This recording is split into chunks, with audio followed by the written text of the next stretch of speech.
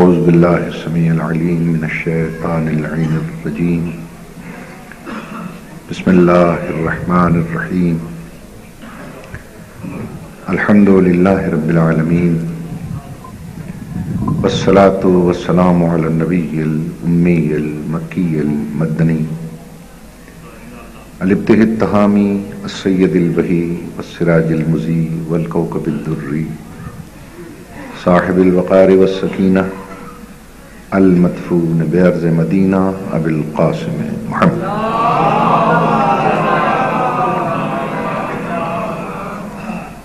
وعلى عترته الطیبین الطاہرین المعصومین الذین اذهب اللہ عنہم الرجس وطہرہم تطہیرا.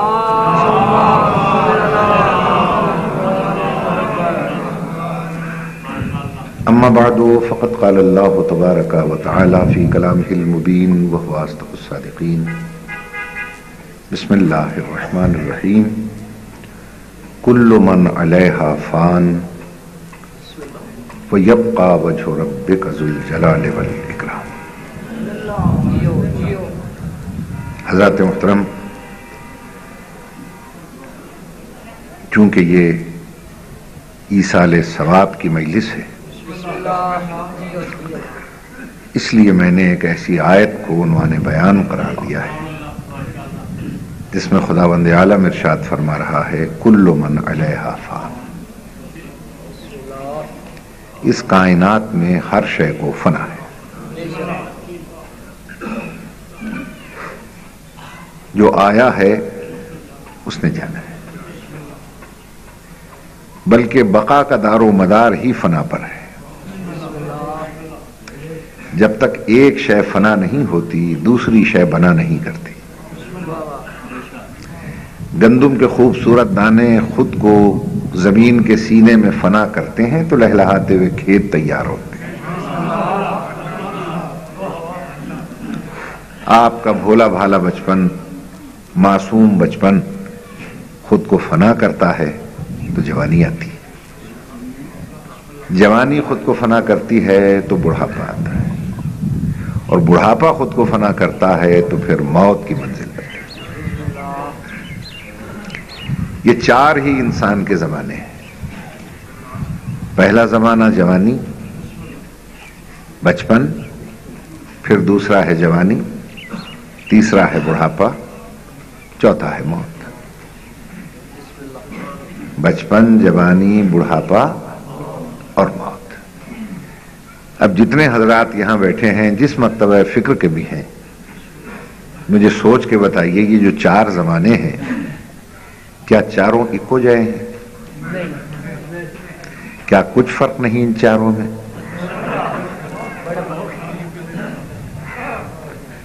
زیادہ سردی تو نہیں لگ رہی ہے آپ کو؟ اس لیے کہ ایک تو ٹھنڈک، پھر نسیم کا سامنا. اب سلوات نکلے زبان سے تو کیسے نکلے؟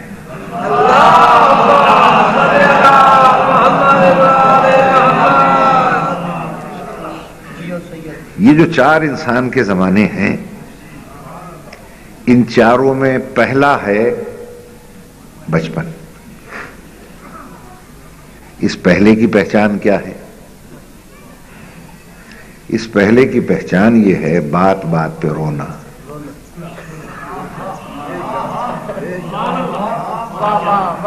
کوئی شے مانگنی تو رونا، کوئی شے طلب کی تو رونا. اچھا، رونا بھی دو قسم کا ہے. ایک رونا وہ ہے جو ہم سب کو یاد ہے، اور ایک رونا وہ ہے جو کسی کو یاد نہیں. جو رونا کسی کو یاد نہیں ہے وہ رونا ہے جب پہلے پہلے آپ نے اس دنیا میں قدم رکھا، ہوائیں چلتی دیکھیں، فضائیں مہکتی دیکھیں، بہن بھائیوں کا پیار دیکھا، چاند سورج کی چمک دمک دیکھی، پھر بھی آپ کا دل اس دنیا میں نہ لگا، آپ نے رونا شروع کر دیا. رونا اس بات کا ہے کہ دنیا کو اپنا پہلا رونا یاد نہیں ہے. اگر دنیا کو وہ پہلا رونا یاد ہوتا کبھی دنیا رونے کو برا نہ کہتی.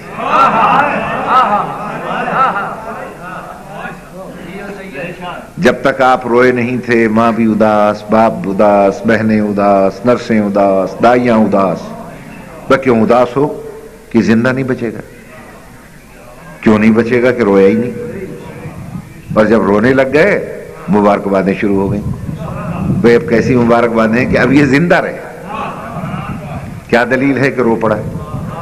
اس کا مطلب ہے دنیا میں آتے ہی ہر انسان نے رو کر یہ بتلایا کہ دنیا میں جینا جانتا وہی ہے جو رونا جانتا.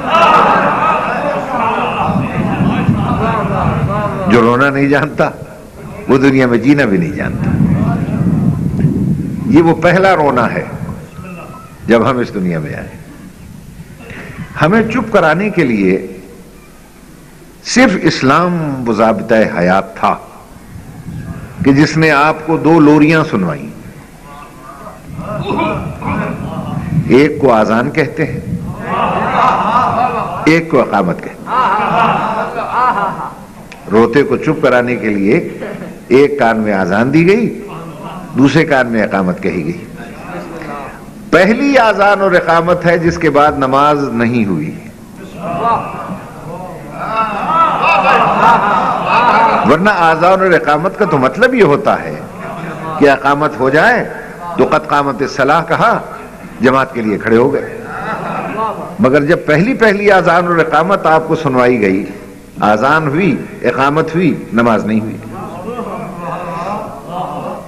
اور جب ہم اس دنیا سے چل دیے، جنازہ اٹھا، جنازہ گاہ میں رکھا گیا، نہ اذان ہوئی نہ اقامت ہوئی، صرف نماز ہوئی.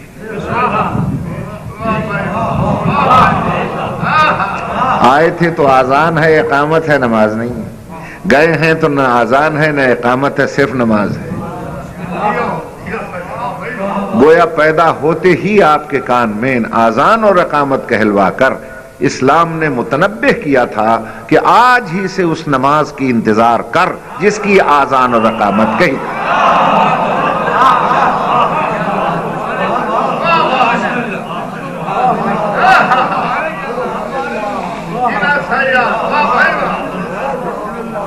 بزرگان محترم، اللہ آپ کو سلامت رکھے، خدا آپ کو خوش رکھے،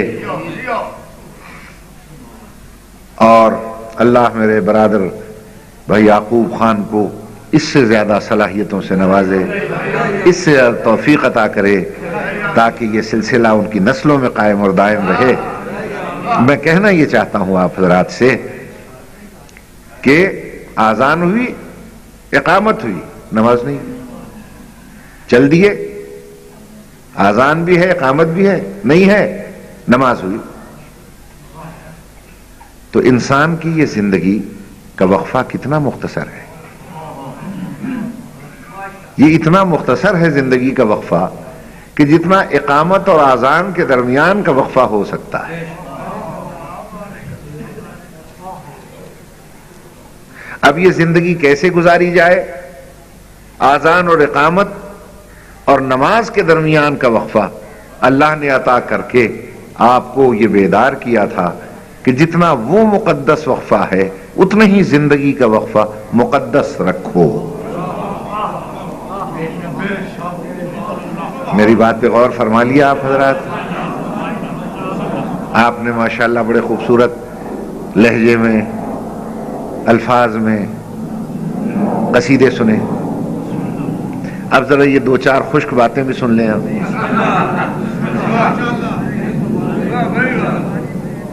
اور عزیزان محترم، میں تو اس دنیا کی زندگی کو دیکھ کر یہ سمجھا ہوں، اگر آپ ناراض نہ ہوں تو میں عرض کروں، میں یہ سمجھتا ہوں کہ دنیا میں آنا، آ کے سانس لینا، اتنا بڑا جرم ہے. یہ کوئی اتنا بڑا جرم ہے کہ یہ جرم چاہے آپ 1 سانس لے کے کریں یا کروڑوں سانس لے کے کریں، یہ جرم اتنا بڑا ہے دنیا میں آ کے جینا کہ جس کی سزا سزائے موت سے کم نہیں ہے. آخر میں جو سانس لیتا ہے آخر میں سزائے موت ہو جاتی ہے اسے. یہ وہ رونا ہے جو زندگی کا پتہ دیتا ہے.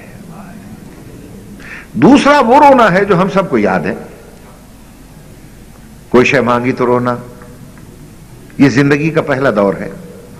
کوئی شے چاہی تو رونا، کوئی شے طلب کی تو رونا. اچھا، اس رونے پر دنیا ہمیں برا نہیں کہتی تھی. سارے علماء کا اجماع تھا کہ معصوم ہے.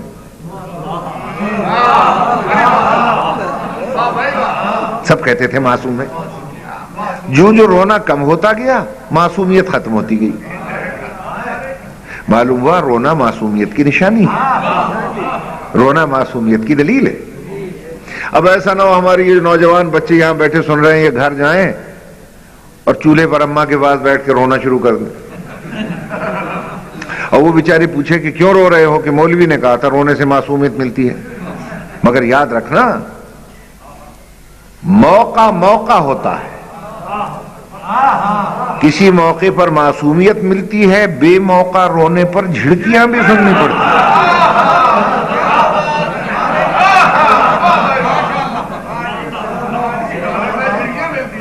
عزیزان محترم، بزرگان گرامی، اب ساری دنیا کے کام کاج سے فارغ ہو کر ماں بیچاری سونا چاہے، اور جو بچہ تنہائی میں اس کا ساتھی تھا وہ حسب عادت رونا چاہے. اب ماں کیا کرے بیچاری؟ ماں سمجھدار، بچہ نہ سمجھ. اب سمجھدار سونا چاہے، نہ سمجھ رونا چاہے، تو بولو کام کیسے چلے؟ توجہ ہے یہ نہیں ہے؟ تو پہلے وہ رونے والے کو تھپکیاں دے کے کہتی اللہ اللہ.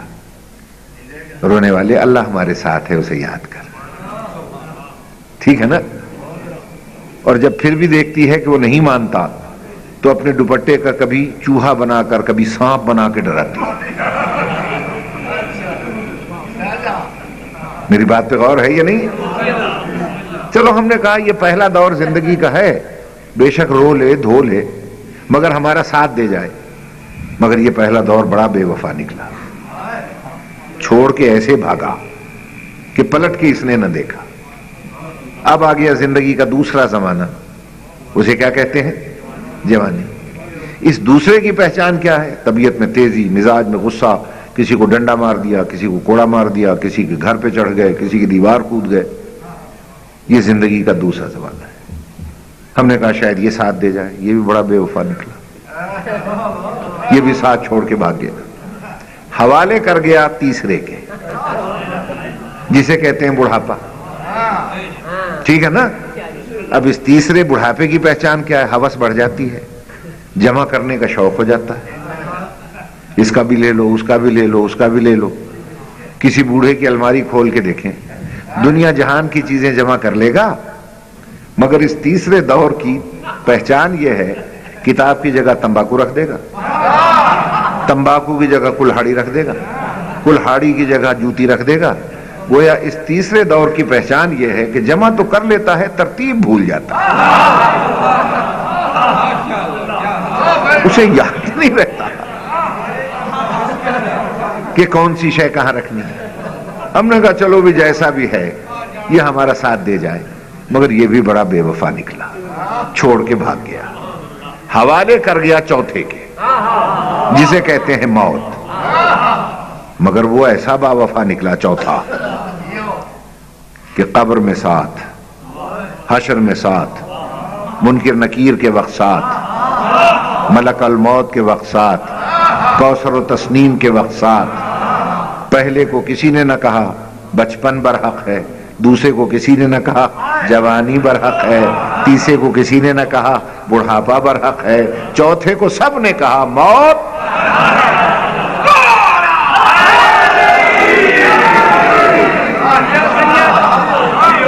بھئی ایک دفعہ جاگ کے صلوات پڑھ لیں بآواز بلند محمد.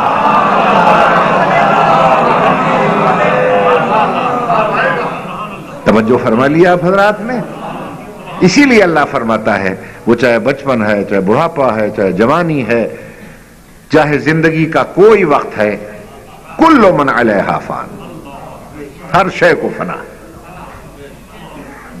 ہر شے فانی ہے. اور بقا کسے ہے؟ وَيَبْقَى وَجْهُ رَبِّكَ ذُو الْجَلَالِ وَالْإِكْرَامِ. ہر شے کو فنا ہے مگر وجہ رب کو فنا نہیں. وجہ رب کو فنا نہیں. وجہ کسے کہتے ہیں؟ چہرہ. چہرے کو وجہ کیوں کہتے ہیں؟ چہرے کو وجہ اس لیے کہتے ہیں کہ اگر لاش پہ چہرہ نہ ہو تو شناخت نہیں ہوتی. ٹھیک ہے یا نہیں؟ دیکھیے میرے محترم سامعین، میں تو مشکل ترین مضمون کو آسان کر کے پیش کرنے کی کوشش کرتا ہوں تاکہ بچے بوڑھے سب سمجھتے رہیں. کتنے ایسے مسائل ہیں جب ہم بیان کرتے ہیں تو آپ پوچھتے نہیں کیا وجہ ہے، ساری سمجھ اس کیوں نہیں آیا. اسکول میں، کالجز میں پروفیسر پڑھاتا ہے، جب کوئی کلیہ، جب کوئی مسئلہ سمجھ میں نہیں آتا تو پھر پوچھتا ہے صحیح میری سمجھ میں نہیں آیا، کیا وجہ ہے، کیوں نہیں سمجھ میں آیا. جب اس کی وجہ بیان ہوتی ہے تو شاید سمجھ میں آ جاتی ہے. توجہ ہے یا نہیں ہے؟ تو وجہ اسے کہتے ہیں جس سے کوئی شے سمجھ میں آئے، جس سے کوئی شے پہچانی جائے، اسے کہتے ہیں وجہ. چہرے کو وجہ اس لیے کہتے ہیں کہ چہرے سے انسان کی شناخت ہوتی ہے، چہرہ انسان کی پہچان بنتا ہے. میری بات پہ غور کیجئے گا جہاں جہاں بیٹھے ہیں. رب کون ہے فکر میں آتا نہیں، ذہن میں سماتا نہیں، الفاظ اس کا احاطہ کر سکتے نہیں. زمانی وہ نہیں ہے، مکانی وہ نہیں ہے، قابل تحلیل نہیں ہے، لائق اشارہ نہیں ہے، قابل تجزیہ نہیں ہے، اس کا حلول ممکن نہیں ہے. ذہن محدود ہے، وہ لامحدود ہے، لامحدود محدود میں آتا نہیں ہے. پھر کیسے پتا چلے کہ وہ کون ہے؟ کیسے پتا چلے کہ اس کی شناخت کیا ہے؟ بس جس سے اللہ پہچانا جائے اسی کو وجہ اللہ کہتے ہیں.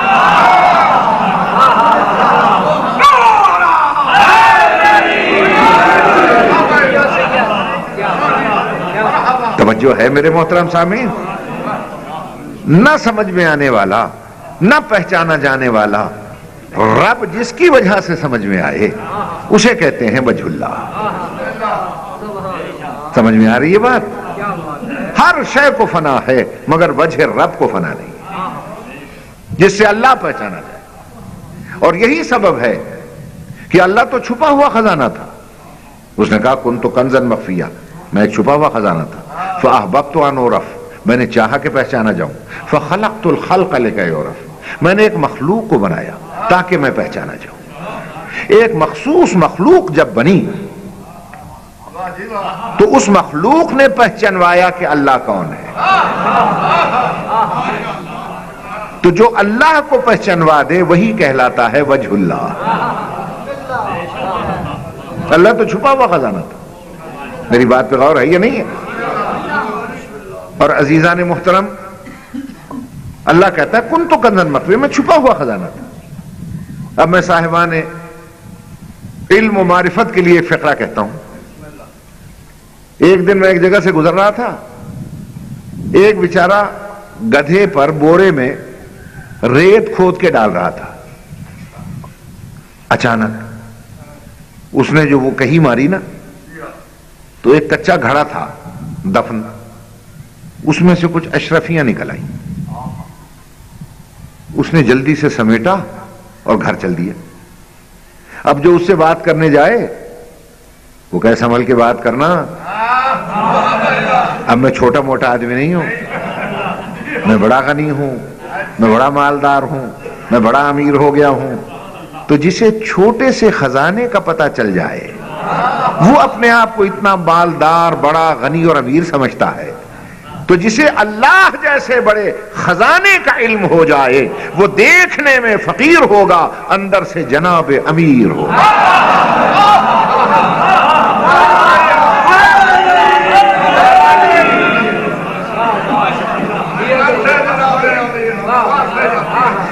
ایسا نعرہ لگائیں کہ سردی امام باڑے سے باہر بھاگ جائے.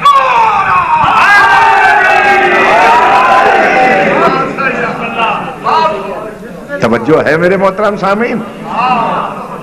اور اس جناب امیر نے اول مخلوق بن کر ارشاد فرمایا سبحنا، ہم نے اس وقت جب کائنات میں کچھ نہ تھا، اللہ ہی اللہ تھا، مگر اللہ بھی چھپا ہوا خزانہ تھا. سبحنا، ہم نے اس کی تصویر شروع کر دی. یہ جتنے آپ حضرات آ کے بیٹھے ہیں آج ذرا اپنی معرفت بھی کیجیے. یہ کسی کی طاقت نہیں ہے کہ آپ کو کھینچ کے اس سردی میں یہاں بلا لائے. یہ کس چیز نے بلایا ہے آپ؟ اب لیجیے فرمان معصوم سنیے. جب کائنات میں کچھ نہ تھا، صرف ہم ہی ہم تھے اور اللہ چھپا ہوا خزانہ تھا. معصوم فرماتے ہیں سبحنا، ہم نے اس کی تسبیح شروع کر دی. فَسَبَّحَ أَرْوَاحُ شِيَّتِنَا، ہماری تسبیح کو سن کر ہمارے شیعوں کی روحوں نے تسبیح شروع کر دی.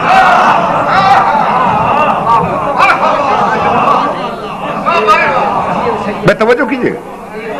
سبحنا، ہم نے تسبیح کی. فَسَبَّحَ أَرْوَاحُ شِيَّتِنَا، ہماری تسبیح کو سن کر ہمارے شیعوں کی روحوں نے تسبیح شروع کر دی. اور جب انہوں نے تسبیح شروع کی، ان کی تسبیح کو سن کر فَسَبَّحَتِ الْمَلَائِکَةُ، اب فرشتوں نے تسبیح شروع کر دی. اب دوسرا جملہ بھی سنیں. فَقَدَّسَنَا، ہم نے اس کی تقدیس شروع کر دی. فَقَدَّسَ أَرْوَاحُ شِيَّتِنَا، ہمارے شیعوں کی روحوں نے تقدیس شروع کر دی. فَقَدَّسَتِ الْمَلَائِکَةُ، اب ملائکہ نے تقدیس شروع کر دی. فرماتے ہیں سنو، بنا عرف اللہ، ہم سے اللہ پہچانا گیا. بنا عبد اللہ، ہم سے اللہ کی عبادت ہوئی. ولولا نحن، اور اگر ہم نہ ہوتے، ما عرف اللہ، اللہ کی معرفت ہی نہ ہوتی. ولولا نحن، اگر ہم نہ ہوتے، ما عبد اللہ، اللہ کی عبادت ہی نہ ہوتی. توجہ ہے یا نہیں ہے؟ اللہ تو سمجھ بھی نہیں آتا. اب قرآن کیا کہتا ہے؟ چلے قرآن کی آیت بعد میں سناتا ہوں. جب ہم بن گئے اور ہر طرف اللہ اللہ ہم نے شروع کر دی،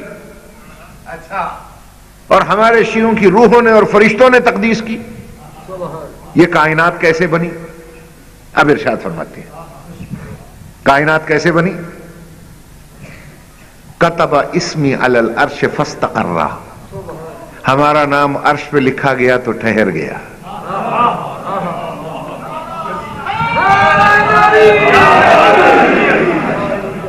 وعلی الارض فاستقرت، زمین پر لکھا گیا تو رک گئی. وعلی اللیل فدجا وعلی النہار فانارا وتبسما، ہوا پر لکھا گیا تو چلنے لگی، آگ پر لکھا گیا تو جلنے لگی، صبح پر لکھا گیا تو مچلنے لگی. پڑھے لکھوں سے پوچھ سکتا ہوں، جب تاثیر اس میں سامی یہ ہے تو اثر فیض گرامی کیا ہو؟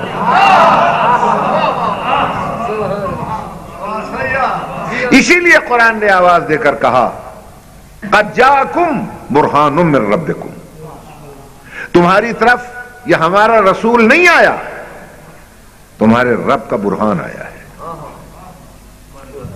برہان کہتے ہیں دلیل کو. اللہ کہتا ہے میں دعویٰ ہوں. دعویٰ سمجھ میں نہیں آ سکتا، دعویٰ سمجھ میں آتا ہے دلیل سے. اللہ کہتا ہے میں دعویٰ ہوں، میرے دعوے کی دلیل ہے یہ محمد و آل محمد. توجہ، دعوے کی دلیل ہے محمد و آل محمد. اور یاد رکھیے گا،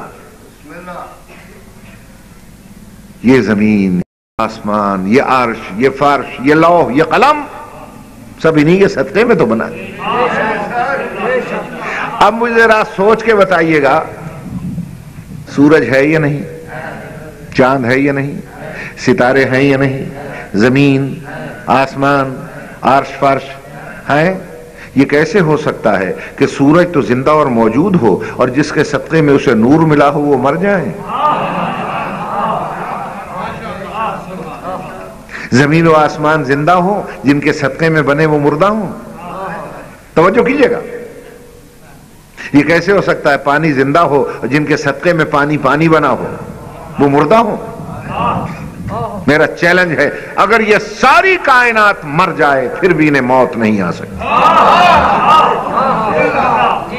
موت کیوں نہیں آ سکتی؟ اللہ کہہ رہا ہے قد جاءکم برہان من ربکم، تمہارے رب کی دلیل بن کے آئے ہیں. اور جائیے وہ کلا سے پوچھئے جو فلسفہ قانون پڑھاتے ہیں، قانون کا فلسفہ یہ بتلاتا ہے کہ وہ دعویٰ ہے اور یہ اس دعوے کی دلیل ہے، اور قانون یہ ہے کہ دعویٰ زندہ رہتا ہے تو دلیل پر، اگر دلیل مر جائے تو دعویٰ بھی مر جایا کرتا. محمد و آل محمد کو اگر کوئی مردہ سمجھے گا تو اللہ کو بھی مردہ قرار دینا پڑے گا. سمجھ میں آ گئی بات آپ کو؟ یہ کیسے ممکن ہے کہ سورج زندہ ہو، پلٹا دینے والا مردہ ہو، چاند زندہ ہو، دو ٹکڑے کر کے دکھانے والا مردہ ہو، ستارے زندہ ہو اور کمی بنا کر در پہ بلا لانے والا مردہ ہو، تراب زندہ ہو، ابو تراب مردہ ہو، عالمین زندہ ہو اور رحمت للعالمین مردہ ہو. گھبرا گئے ہو تو بتا دو.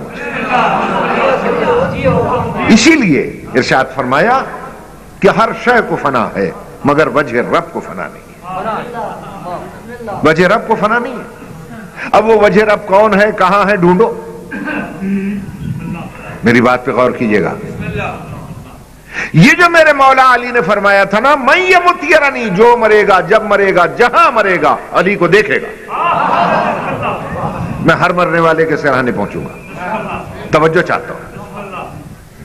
یہاں بعض مولوی صاحبان کہتے ہیں ایک ہستی، ایک فرد واحد ہر جگہ کیسے پہنچ جائے گا، یہ عقل کے خلاف ہے. ہم نے فلسفے کی دلیلیں دی، سائنس کی دلیلیں دی، کہا نہیں قرآن کی دلیل دے. اب میں قرآن کی ایک آیت پڑھتا ہوں، ترجمہ کرتا ہوں. ترجمے میں اگر کہیں رد و بدل ہو تو مجھے ممبر پر آنے کا حق نہیں.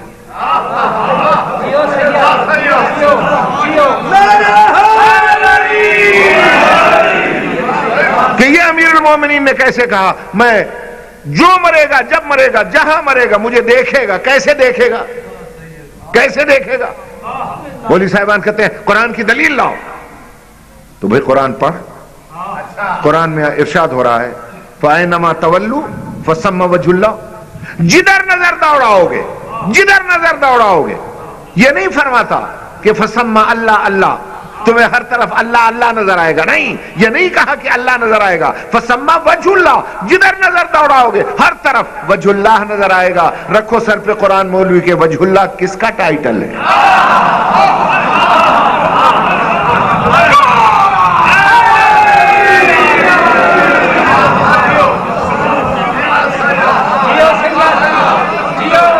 میری بات پہ غور ہے یا نہیں؟ یہ سوچنا ہی ہے بس ہے کہاں کہاں ہے علی. جہاں جہاں ہے حقیقت وہاں وہاں ہے. توجہ ہے یا نہیں ہے؟ یہ تو مسلمات میں سے ہے کہ قرآن مجید کے بارے میں ارشاد ہوتا ہے بالحق انزلناہ و بالحق نزل. قرآن کو حق نے اتارا، قرآن حق ہے اسے اتارا، حق کے ساتھ اتارا. قرآن حق، جہاں حق وہاں علی. جب قرآن حق، اللہ کہتا ہے الحق مع علی وعلی مع الحق. حق علی کے ساتھ ہے، علی حق کے ساتھ ہے. کہ یہ ہر مرنے والے کے سرانے کیسے پہنچے گا، یا اللہ سے پوچھو یا رسول اللہ سے پوچھو. مولوی سے پوچھنے کی ضرورت ہی نہیں. انہوں نے فرمایا موت برحق. یہ تو انکار کرو، انکار کرو. موت برحق نہیں ہے، حق ہے. تو جب موت حق، الحق مع علی و علی مع الحق. جہاں حق ہے وہیں علی ہے. جہاں حق ہے سوائے ضیاء الحق کے. نہیں سمجھ میں آ رہی ہے بات؟ عزیزو جہاں حق ہے وہیں علی ہے. سوال منکر و نکیر در قبر حق، الحق مع علی و علی مع الحق. کوثر و سلسبیل و تسنیم بر حق، الحق مع علی و علی مع الحق. میں کہتا ہوں نماز حق، توجہ، نماز حق، الحق مع علی و علی مع الحق.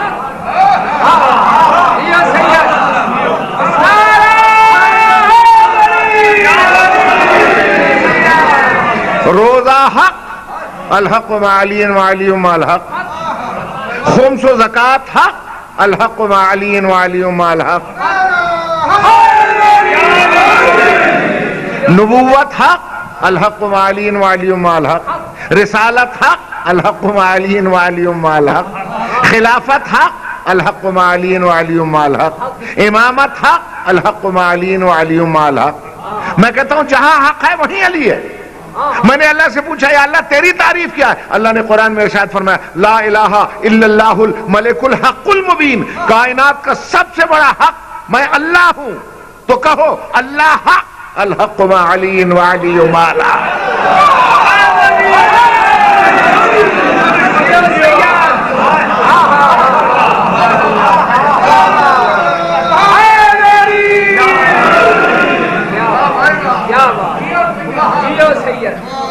توجہ ہے میرے محترم سامع؟ جہاں حق ہے وہیں علی ہے. میں کچھ جانتا ہی نہیں اس کے سوا. بعض دفعہ ایسا ہوتا ہے کہ ہمارے بعض عزیز بعض بچے ایک سوال پوچھ لیتے ہیں اور وہ کہتے ہیں کہ صاحب آپ کے علماء نے یہ لکھا ہے کہ علی ولی اللہ نہ جزو کلمہ ہے نہ جزو آذان ہے. تو پھر کیا آذان حق نہیں ہے؟ کلمہ حق نہیں ہے؟ اور اگر علی حق ہے تو کیوں نہیں ہے جزو آذان؟ کیوں نہیں ہے جزو کلمہ؟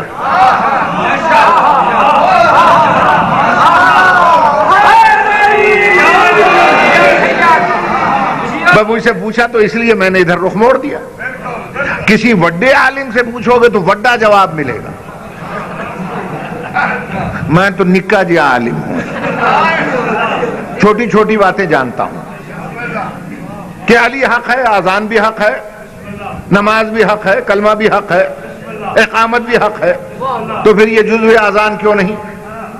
علماء نے لکھا علی ولی اللہ جزو آذان ہی نہیں ہے، جزو کلمہ ہی نہیں ہے، جزو اقامت نہیں ہے، جزو نماز نہیں ہے. توجہ چاہتا ہوں.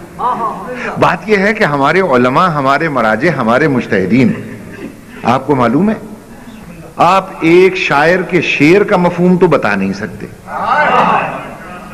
اور جو عالم علوم ربانیہ ہیں ان کی تحریریں آپ کی سمجھ میں کیسے آئیں؟ سمجھنے کی ضرورت ہے. توجہ ہے، سمجھنے کی ضرورت ہے، عقل اور فکر کی ضرورت ہے. توجہ چاہتا ہوں. مصیبت یہ ہے کہ ہمارے ممبر سے سمجھانے کا رواج ختم ہو گیا. اب اس کا میں کیا علاج ہے؟ اب تو ہمارا ممبر جو ہے وہاں سے چٹی گالیاں شروع ہو گئیں. جو علی کو یوں نہیں مانے گا وہ ہے، جو وہ نہیں مانے گا وہ یہ ہے. نہیں نہیں، علی تمہاری اس فکر سے بہت بلند ہے.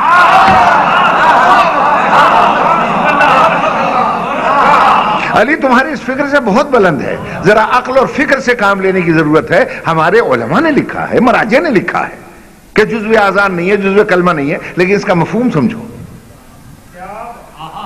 اس لیے کہ انہوں نے عالمانہ انداز میں لکھا ہے.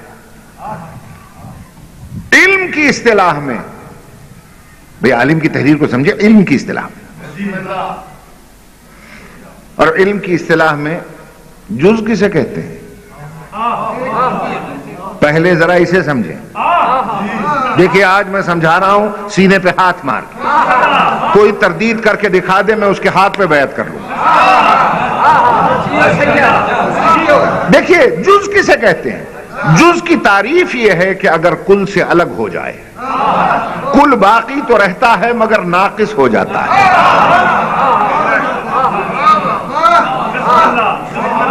چودھری محمود صاحب، چودھری یعقوب صاحب، یہ جتنے سردار صاحبان بیٹھے ہیں غور سے سنیں گے. چونکہ نام میں ان دو کے جانتا ہوں اس لیے میں تیسرا نام ہی نہیں لیا میں نے. آپ سب کے لیے میں عرض کر رہا ہوں، یہ تو دونوں آپ کے نمائندے بیٹھے ہیں نا، یہ سمجھیں، آپ بھی سمجھیں. جز کی تعریف یہ ہے کہ اگر کل سے الگ ہو جائے، کل باقی رہتا ہے مگر ناقص ہو جاتا ہے. جیسے میں مثال دیتا ہوں، جیسے یہ ہاتھ میرے بدن کا جز ہے، خدا نخواستہ ٹوٹ جائے، جسم سے الگ ہو جائے، کل باقی تو رہے گا، ناقص ہو جائے گا. بھائی سمجھے؟ یہ آنکھ میرے بدن کا جز ہے، خدا نہ خواستہ ہے خراب ہو جائے، نکل جائے، کل باقی تو رہے گا، ناقص ہو جائے گا۔ توجہ ہے نا؟ کان میرے بدن کا جز ہے، اگر یہ بہرا ہو جائے یا کٹ جائے، کل باقی تو رہے گا، ناقص ہو جائے گا۔ توجہ ہے صاحب؟ تو جز کی تعریف سمجھ میں آئی؟ جز اسے کہتے ہیں کہ اگر کل سے الگ ہو جائے، کل باقی رہتا ہے مگر ناقص ہو جاتا ہے۔ لیکن اسی بدن میں ایک اور شے بھی ہے، اسے روح کہتے ہیں، روح کہتے ہیں۔ اگر روح نکل جائے، نہ کل رہے گا نہ جز۔ روح اگر نکل جائے، نہ کل رہتا ہے نہ جز رہتا ہے۔ جو علماء یہ لکھتے ہیں کہ علی ولی اللہ جزو آذان نہیں ہے، جزو کلمہ نہیں ہے، جزو نماز نہیں ہے، ان کا کہنے کا مقصد یہ ہے کہ اگر ہم جز بنا دیں اور یہ نکل جائے، کل باقی تو رہے گا مگر ناقص ہو جائے گا۔ وہ کہتے ہیں یہ جزو آذان اور اقامت نہیں ہے، علی ولی اللہ روح آذان اور اقامت ہے۔ یہ نکل گیا، کلمہ مردہ ہو جائے گا، اقامت مردہ ہو جائے گی، نماز مردہ ہو جائے گی۔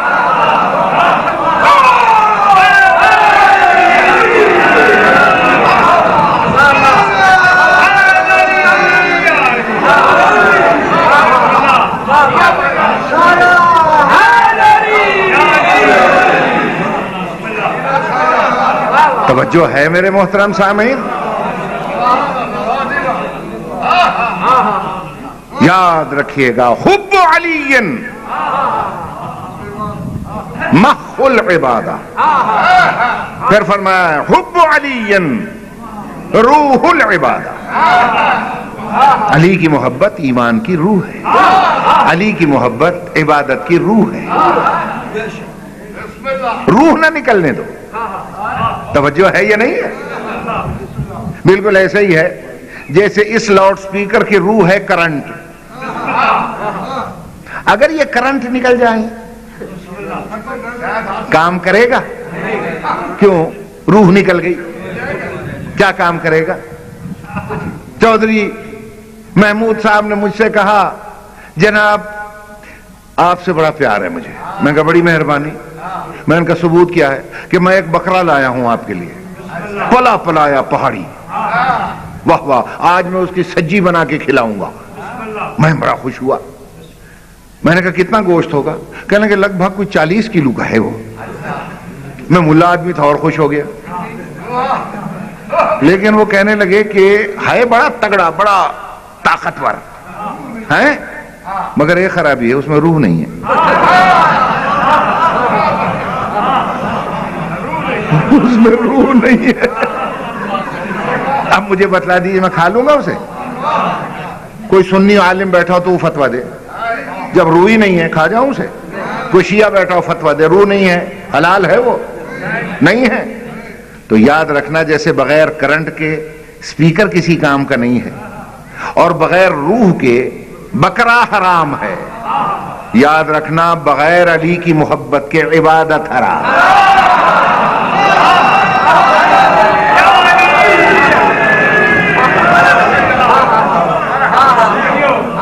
سمجھ میں آ گئی بات یا نہیں آ گئی؟ اس میں نہ لڑائی ہے، نہ جھگڑا ہے، نہ فساد ہے، کچھ بھی نہیں ہے، سیدھی سادی سی بات ہے۔ میری بات پہ غور ہے صاحب؟ اب یہاں ہر ایک صاحب اس امر کی تمنا رکھتا ہے کہ نماز پڑھتے ہیں جنت کے لیے، روزہ رکھتے ہیں جنت کے لیے، حج کرتے ہیں جنت کے لیے، سارے اعمال بجا لاتے ہیں جنت کے لیے۔ ٹھیک ہے، بولو۔ اچھا مجھے ایک بات بتائیں، آپ کے علاقے کا ہر فرد چاہتا ہے کہ میں دبئی چلا جاؤں، ابو ظہبی، لندن چلا جاؤں، کوریا، امریکہ، کینیڈا، ٹھیک ہے نا؟ مجھے جا کے دکھائیں، اگر پاسپورٹ نہیں ہے آپ کے پاس، بغیر پاسپورٹ کے جا کے دکھائیں، آپ مجھے دکھائیں جا کے۔ دیکھیے میں بڑے ماڈرن انداز کا ملا ہوں، مجھے ضرورت نہیں ہے کہ میں لمبی چوڑی گہرے فلسفے میں لے جاؤں آپ، سیدھی سادی سی بات ہے، آپ سعودی عرب جا کے دکھا دیں، چلیں، وہاں خانہ کعبہ بھی ہے، جنت البقیع بھی ہے، سارے مزارات ہیں. آپ کہیں گے میں زیارت کے لیے جا رہا ہوں بغیر پاسپورٹ کے, میں دیکھتا ہوں گھسنے دیں گے؟ نہیں. کہیں گے پاسپورٹ لاؤ. بغیر پاسپورٹ کے کسی ملک میں جانے نہیں دے گا. تو دبئی تو بغیر پاسپورٹ کے آپ جا نہیں سکتے. جنت میں بغیر پاسپورٹ کے گھس جائیں گے آپ؟ بتائیے, جنت بغیر پاسپورٹ کے رضوان جنت گھسنے دے گا؟ وہ ہمارا ایک ذاکر تھا بیچارہ, فوت ہو گیا, دیندار تھا اس کا نام. ایک دن جوش میں, پہلے ہندو تھا پھر مسلمان ہوا, پھر وہ کہتا تھا گنگا سے جو پھسلا لب کوثر پہنچا. یہ اس کا تکیہ کلام تھا, دیندار. جنت کا ذکر ہوا, ایک دن تقریر میں جوش میں کہنے لگا, کہنے لگے کھامے سیاڑ خرگوش تے بنجے جنت. میرا پوتر ہو گیا نا.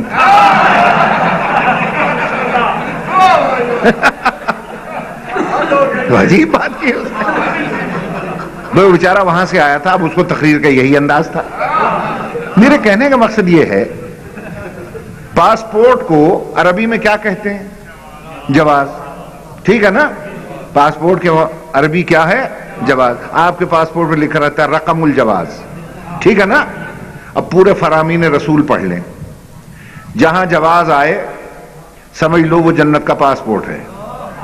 پڑھتے پڑھتے صرف ایک فرمان رسول پر نگاہ جا کے رک گئی, جہاں ارشاد فرماتے ہیں حب علی جواز للجنہ.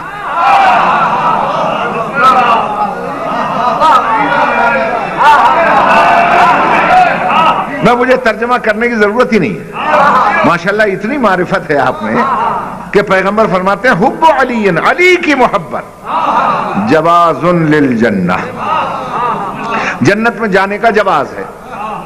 اب جواز کے معنی اگر پاسپورٹ ہیں تو سیدھا ترجمہ کرو. بات بڑی پتے کی آپ نے. ویزا, پاسپورٹ بھی ہو اور ویزا نہ ہو تو چلے جائیں گے آپ؟ یہاں سے حاجی صاحبان جاتے ہیں گلے میں حمایل شریف لٹکائے ہوئے, قرآن شریف لٹکائے ہوئے, سمجھتے ہیں مقدس سرزمین پر جا رہے ہیں, اس سے بڑی کون سی کاغذی ثبوت ہوگا. جب وہ جدہ ایئرپورٹ پہ اترتے ہیں لائن میں تو وہ جو پاسپورٹ افسر ہے وہ پوچھتا ہے جواز جواز. وہ بیچارہ یہ سمجھتا ہے کہ جواز کا مطلب ہے جس میں جائز ناجائز کے مسئلے بیان ہوں. وہ قرآن کھول کے سامنے رکھ دیتا ہے. اب وہ غصے میں آ کے کہتا ہے ایشازا یہ کیا ہے؟ وہ کہتا ہے کتاب اللہ. حاجی کہتا کتاب اللہ, شاید ڈر جائے گا یہ, مگر سعودی عرب والا کیسے ڈرے بھائی؟ وہ کہتا ہے کتاب اللہ. اس نے کہا کتاب اللہ کافی نہیں ہے سعودی عرب میں گھسنے کے لیے, جواز لاؤ. کیوں میرے محترم سامعین, جو کتاب اللہ سعودی بارڈر پہ کافی نہیں ہے وہ جنت کی سرحد پہ کیسے کافی ہو جائے گی؟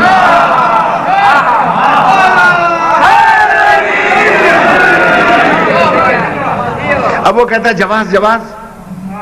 وہ بیچارہ ساتھ والے سے پوچھتا ہے کی ہوتا ہے جواز؟ میں نے کہا بابا پاسپورٹ. اچھا پاسپورٹ مانگتا ہے. اس نے ڈالا فتوئی میں ہاتھ, کھینچ کے نکالا پاسپورٹ, یہ لو. اب اس نے دیکھنا شروع کیا, پاسپورٹ افسر نے 1 ورقہ 2 ورقہ 3 ورقہ. اس نے کہا پاسپورٹ تو ہے, وین تاشیرہ, ویزا کدھر ہے؟ ویزا. اس نے کہا وہ کی ہوندا. اس نے سمجھایا کہ ہمارا ایک نمائندہ تمہارے ملک میں رہتا ہے, وہ ہمارا سفیر ہے, جب تک اس کے دستخط تحریر اور مہر نہ ہو ویزا نہیں ملے گا تو سعودی عرب میں جا نہیں سکتا. تو تیری سمجھ میں بات نہیں آئی کہ سعودیہ والا تو بغیر ویزے کے گھسنے نہیں دیتا, تو جنت میں کیسے گھس جائے گا؟ علی کی محبت کا پاسپورٹ تو ہر مسلمان کے پاس ہے. سنی بھی کہتا ہے علی کو مانتا ہوں, شیعہ کہتا ہے علی کو مانتا ہوں, اہل حدیث کہتا ہے ہم بھی علی کرتے ہیں, اور جناب وہابی کہتا ہے ہم بھی علی کو مانتے ہیں. ماننے والے تو سارے ہیں. جب سارے ہی ماننے والے ہیں علی کو تو علی کی محبت کا پاسپورٹ تو سب کے پاس ہوگا. تو کیا سب جنت میں چلے جائیں گے؟ نہیں. رضوان جنت پوچھے گا ویزا کدھر ہے بھائی؟ ویزا. وہ کیا ہوتا ہے, وہ کی ہوندا ہے؟ وہ اس وقت کہے گا کی ہوندا ہے. تیری سمجھ میں نہیں آیا؟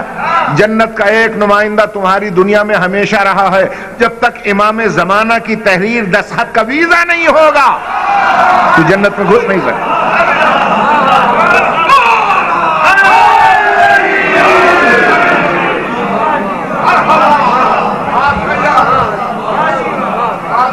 توجہ فرما لی آپ نے؟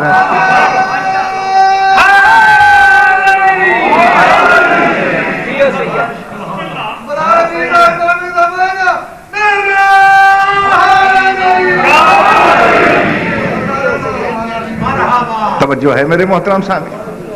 اور اللہ کا فضل ہے، ہمارا ویزا دینے والا افسر ہمارا 12واں امام ہے۔ فرق یہی ہے باقی دنیا میں، کسی سے پوچھا بھئی تمہارے امام کون تھے، وہ کہے گا فلاں ہمارے امام رحمت اللہ علیہ تھے۔ آپ بچے سے پوچھیں، بوڑھے سے پوچھیں بھی تمہارا امام، وہ کہے گا اللہ کے فضل سے ہمارا امام ہے۔ آج پوچھو گے تو ہے، کل پوچھو گے تو ہے۔ بھئی کہاں ہے؟ کہ پردہ غیبت میں۔ پردہ غیبت میں، غیبت سمجھ میں نہیں آتی۔ وہ کہتا کیسے سمجھ میں آئے؟ تو ہمارے پاس آؤ تو ہم تمہیں سمجھائیں۔ کون ہے وہ ہمارا امام غائب؟ صاحب الدعوت النبویہ، اس کی نبی جیسی دعوت ہے، والعصمت الفاطمیہ، فاطمہ جیسی اس کی عصمت ہے، والصولۃ الحیدریہ، حیدر جیسا حملہ ہے، والحلم الحسنیہ، حسن جیسا حلم ہے، والشجاعت الحسینیہ، حسین جیسی شجاعت ہے، والصبر السجادیہ، سید الساجدین جیسا صبر ہے، ومآثر الباقریہ، وآثار الجعفریہ، وعلوم الکاظمیہ، سب کی صفتیں اسی ایک کے اندر ہیں، والجود التقویہ، امام تقی کی سخاوت ہے اس میں، والنقاوت النقویہ، امام علی نقی کی نقاوت، طہارت اور لطافت ہے، والحیبت العسکریہ، امام عسکری کی حیبت ہے۔ اور جب غیبت کا ذکر آیا اب ارشاد فرمایا پیغمبر نے والغیبت الالہیہ، اس کی اللہ جیسی غیبت ہے، جیسے اللہ غائب ہے ویسے اس کا نمائندہ غائب ہے۔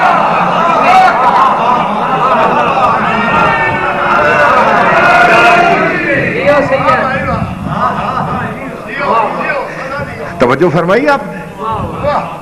اب کہاں کہاں وہ غائب ہے؟ تو جہاں جہاں اللہ غائب وہاں وہاں اس کا نمائندہ غائب، جیسے وہ غائب ویسے اس کا نمائندہ غائب۔ میری بات پہ غور ہے صاحب؟ بس میں نے بڑی زحمت دے لیا آپ کو، کافی وقت لے لیا میں نے، چونکہ ایصال ثواب کی مجلس تھی اس لیے میں نے اتنی زحمت دے دی آپ کو۔ عزیزان محترم، اللہ آپ کو سلامت رکھے اور خدا آپ کو اپنی حفظ و امان میں رکھے۔ اور جب قیامت کا دن ہوگا اور ساری دنیا کھڑی ہوگی اور جنت میں جانے کے لیے تیار ہوگی، اچانک آواز آئے گی قیامت والوں آنکھیں بند کر، قیامت والوں سروں کو جھکا لو۔ ہماری مجال نہیں ہوگی، ہم پوچھیں کیوں؟ انبیاء پوچھیں گے جبریل کیا بات ہے؟ جبریل کہے گا تمہیں پتہ ہونا چاہیے کہ آج اللہ کی عدالت لگی ہوئی ہے اور کائنات کے سب سے بڑے مظلوم کی ماں آ رہی ہے۔ آواز آئے گی پروردگارہ آج تیری عدالت کا دن ہے، میں فریادی بن کے آئی ہوں، تو نے اتنے فیصلے کرنے ہیں، میرا ایک مقدمہ ہے اس کا بھی فیصلہ کرتے۔ کہ تیرا کیا مقدمہ ہے؟ کہ میرے گھر سے ایک دن میں 72 جنازے اٹھے، ایک نہیں، دو نہیں، تین نہیں، 72 جنازے اٹھے۔ آج تک کسی نے میری فریاد نہ سنی، فاطمہ تیرے گھر پہ کیا بیت گئی؟ مجھے ان 72 قتلوں کا مجھے انصاف چاہیے۔ آواز آئے گی تیرا واسطہ ایسے لوگوں سے پڑتا ہے جو بات بات پہ گواہ مانگتے ہیں۔ کیا تیرے ان 72 قتلوں کا کوئی عینی گواہ بھی ہے جس کی نظروں کے سامنے ہوئے ہوں؟ کہ اللہ گواہ موجود ہے، تو اپنی عدالت کے تھرو طلب کر لے۔ کون ہے وہ؟ کہ شام میں ہے میری بیٹی، وہ سر پہ قرآن رکھ کے فریاد کرتی ہے، اس کی فریاد کو کسی نے نہ سنا، اس کے سامنے 72 قتل ہوتے رہے۔ حکم ہوگا حورو جاؤ، جاؤ شام سے نوری محمل پر بٹھا کر گواہ کو لے آؤ۔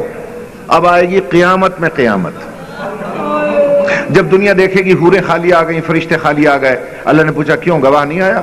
کہ گواہ نے آنے سے انکار نہیں کیا۔ پھر آیا کیوں نہیں؟ کہ آنے کی ایک شرط لگا دی، اللہ سے کہو آج میں سب سے بڑے حقیقی دربار میں جا رہی ہوں، اس سے پہلے بھی میں درباروں میں جا چکی ہوں، آج میں تیرے دربار میں نوری محمل پہ نہیں آؤں گی، میں یوں آنا چاہتی ہوں جیسے شام کے بازار میں گئی، یوں آنا چاہتی ہوں جیسے کوفے کے بازار میں گئی تھی۔ کیا اس طرح میرا آنا قبول ہے؟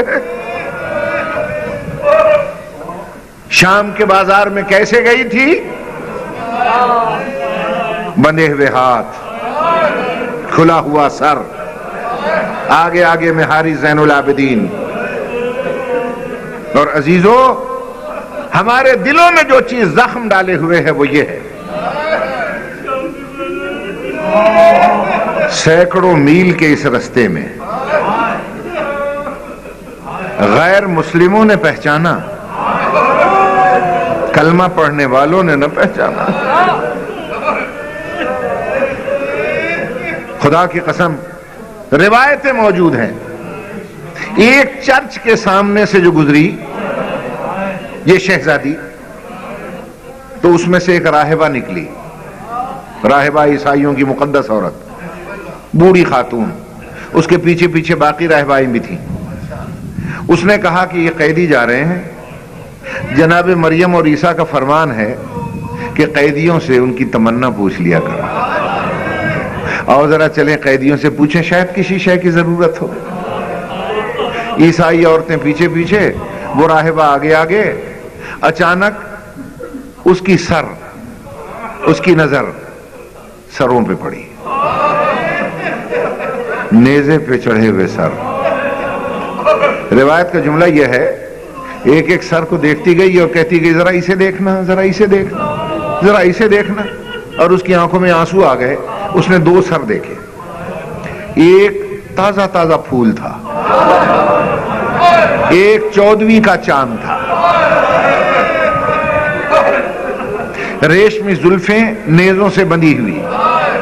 روایت کے فقرے یہ ہیں، جو پھول تھا وہ کملایا ہوا تھا، اور جو 14ویں کا چاند تھا اس کی نگاہیں پھول پہ لگی ہوئی تھی۔ وہ نیچے آئی نیزے کے، اور اس نے عیسائی عورتوں سے کہا میں دعا کروں آمین کہنا۔ سب نے دعا کے لیے ہاتھ اٹھائے، اور وہ چھوٹے سر کو دیکھ کے کہنے لگی ایھا الہلال، او پہلی کے چاند، او پہلی کے چاند۔ بڑے سر کی طرف دیکھ کے کہتے ایھا البدر تمام، او 14ویں کے چاند، او 14ویں کے چاند۔ میں دعا کرتی ہوں تمہارے نیزے پر چڑھنے سے پہلے تمہاری ماں مر گئی، اللہ کرے تمہاری ماں کو موت آ گئی ہو۔ اچانک محمل سے آواز آئی نہیں بی بی، یہ رباب کا نور نظر ہے، یہ لیلا کا نور نظر ہے، دونوں مائیں ساتھ ساتھ چل رہی ہیں۔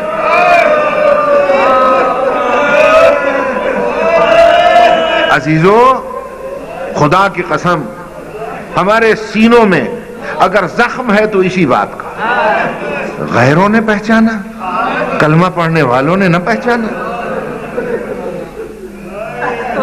اور کیا کہنا، ہر فرد ان کا مشکل کشا تھا۔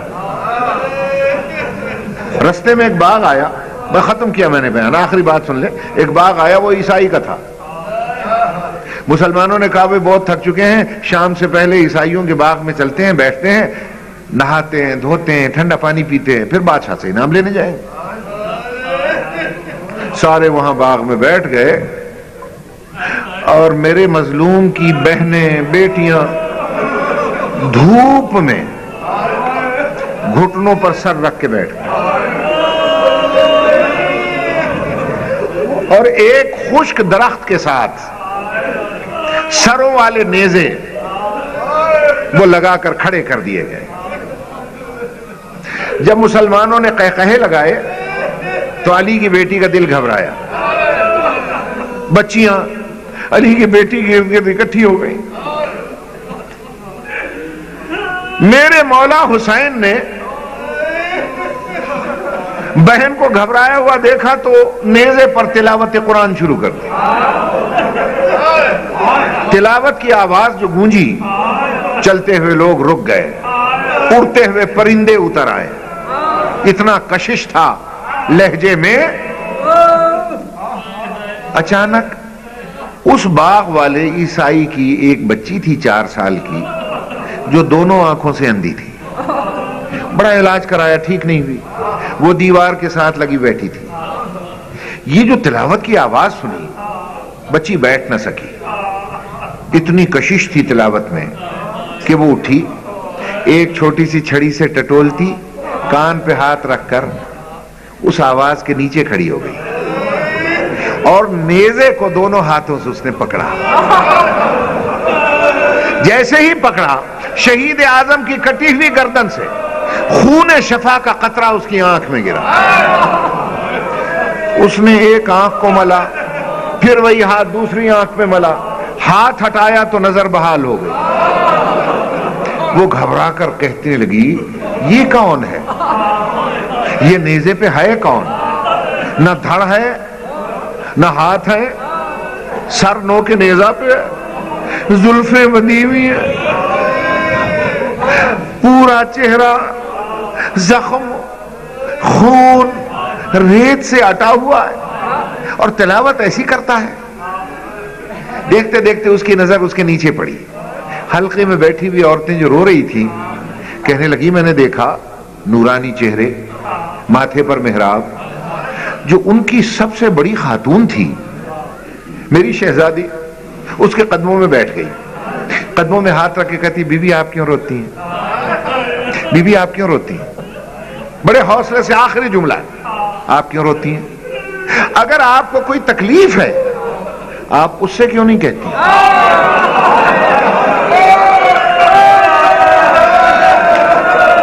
اشارہ کیا، آپ اس سے کیوں نہیں کہتی؟ دیکھیں اس نے میری آنکھوں کا نور بحال کر دیا۔ ایک چھوٹی سی بچی دوڑتی ہوئی آئی بندھے ہوئے ہاتھوں کے ساتھ، کہنے لگی، آمنہ ہم تجھے بھی جانتے ہیں، تیرے خاندان کو جانتے ہیں، تو اس کو زحمت نہ دے، یہ اسی کی بہن ہے، یہ اسی کی بہن ہے، تو کون ہے کہ میں اسی کی بیٹی ہوں؟ وہ بیچاری عیسائی بچی گھبرا کے پھر نیزے کے نیچے گئی اور ہلا کے کہنے لگی، یا مظہر العجائب، میری سمجھ میں تو آیا نہیں ہے، میری آنکھوں کا نور بحال کر دیا، بچی کے کان زخمی ہیں، چہرے پر نیل کے بھی نشان ہیں۔ بچی نے کہا، ہم اللہ کی رضا میں راضی ہیں، تو زیادہ پریشان نہ کر۔ یہ کہہ کر وہ بچی دوڑی عیسائی، باغ کے دروازے پر آ کر اپنے باپ کو آواز دی، بابا جلدی آ، بابا جلدی آ۔ اس نے کہا، آمنہ کھڑی رہنا، میں آ رہا ہوں، میں آ رہا ہوں۔ اس نے کہا، بابا گھبرا نہیں، مجھے آنکھیں مل گئیں، مجھے نور مل گیا۔ وہ قریب گیا اور اس نے کہا، بیٹا یہ کیا معجزہ دیکھ رہا ہوں، یہ نور کس نے دیا تجھے؟ اس نے کہا، بابا ہمارے باغ میں بڑا عجیب و غریب حکیم آیا ہوا ہے۔ کیسا حکیم ہے؟ کہ نہ دھڑ ہے نہ بازو، نو کے نیزہ پہ سوار ہے، عربی میں تلاوت بھی کرتا ہے، آنکھوں کو نور بھی دیتا ہے۔ اس نے کہا، بیٹا وہ میرا محسن ہے، چل میں اس کا شکریہ ادا کروں۔ جیسے ہی باغ میں اس نے قدم رکھا، بچی تڑپ کے سامنے آ گئی، باپ کے بازو کو پکڑ کے کہتی ہے، تجھے مریم کی عزت کا واسطہ اندر نہ آنا۔ اس نے کہا، بیٹا میں اس کا شکریہ ادا کروں۔ کہا، تجھے عیسیٰ کی مظلومیت کا واسطہ، اس کے صلیب چڑھنے کا واسطہ اندر نہ آنا۔ اس نے کہا، کیوں؟ اس نے کہا، جس نے آنکھیں دیے نا اس کی بہنیں ننگے سر رہے، اس کی بچی کے ہاتھ گردن سے بندھے ہوئے۔